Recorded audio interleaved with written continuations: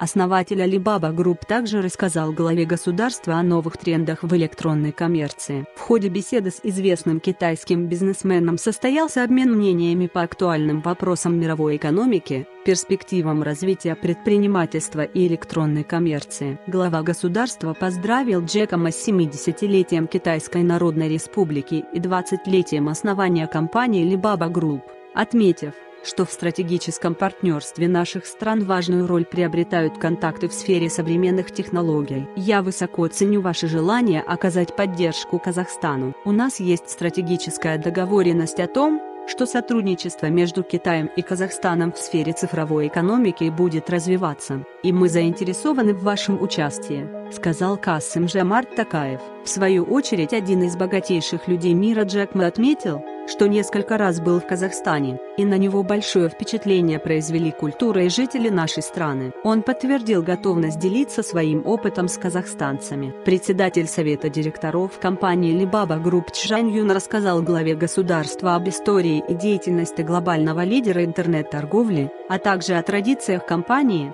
планах на будущее и новых трендах электронной коммерции.